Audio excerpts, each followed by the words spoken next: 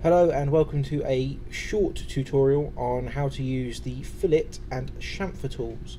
So we're going to be looking at fillet and chamfer features today and just showing you a quick overview of how to use them. So basically they're located on the features tab right at the top here. You've got fillet on display, you've got drop down box, you've got fillet and chamfer. Now we've got both of them here and we're just going to run through one and then the other. So first off we'll start with fillet. Now fillet, for those of you that don't know, is basically a radiused corner or a radiused edge.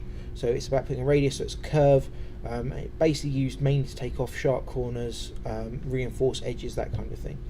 So nice and easy to use. First off, we're just going to start with this. We're going to leave it on here as radius. We're going to put this down to 5, and this bit here, items to fillet, it's basically asking you to select edges, faces, features, loops, anything like that, anything you want to put the fillet onto. Now I've already put full preview on just so that we can see what's going on.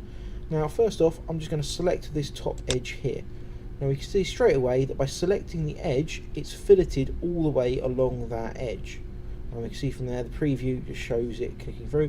So if we just tick it, it puts a nice little fillet on it. Now that's quite nice, it works really well. Now let's say we wanted to do it on this side as well. We could fillet again, but this time we want a nice joined fillet. So I've clicked this one and I'm going to click this one, and we can see straight away that it's trying to project on because it's going to think I want to carry this line on. It's already got the fillet here, so this, as far as it's concerned, is a continuous fillet. Well, if I didn't want that and I just wanted a short one, I'll just set this one instead. There we go. And then you go, we can see straight away there that it's filleting along that edge, and it's going to join them together. Okay, gets you a nice fillet. Now this still seems like it's going to take a little while, doesn't it? There's a lot of edges, a lot of things to select. Now just to show you on the bottom one here, if we fillet and we want to fillet all the way around this face, we could just select the face instead. And by doing that, we can see it sticks a fillet all the way around every corner. Okay? At this stage we start to think, well, okay, that's a lot of filleted edges, but as a rule most corners and edges are always filleted off just because they look a little more professional. It takes all the edges off so that you've got nothing sharp and in the way. And what we can also do is we can fillet around an object so that it reinforces it. So if we see this little extension bit we've got on the edge here, it would work fine. As a rule, that would be the weakest point though. So to reinforce it, again, we can just fillet, but this time rather than clicking on the outside edge, we're just going to click on this edge here. Now this is the edge where the two things meet, and what it'll do is it'll put the little fillet between them. Again, we can click the next one and it'll come round. Now this does seem, again, quite long-winded, but we'll click it and it's done every edge for us. Now I'm just going to delete that one off again so we can see what we're doing.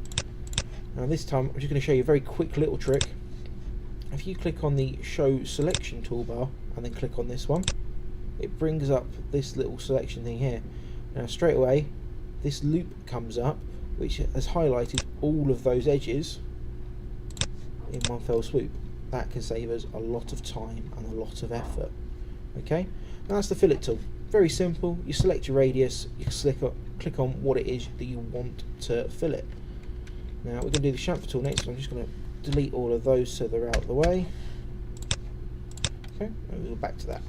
So this time chamfer. Chamfer works pretty much the same way. You can set your chamfer parameters, so we've already got 1mm at 45 degrees selected here. Just up that to 2 so we can see what we're doing.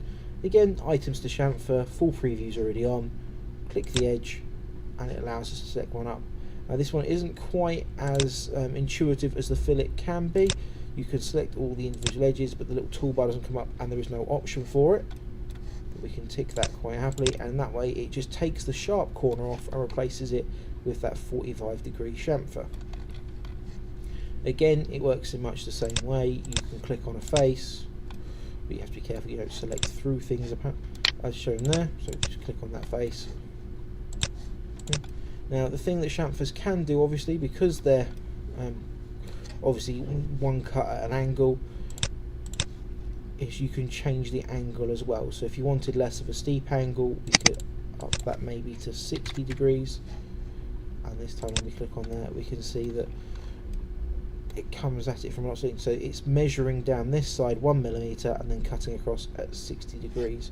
You can flip it so it does it the other way, so it measures 1mm that way and comes 60 degrees back that way, depending on what you want. You also have the options to do distance, so you could have symmetric or you can have asymmetric, where you could choose both.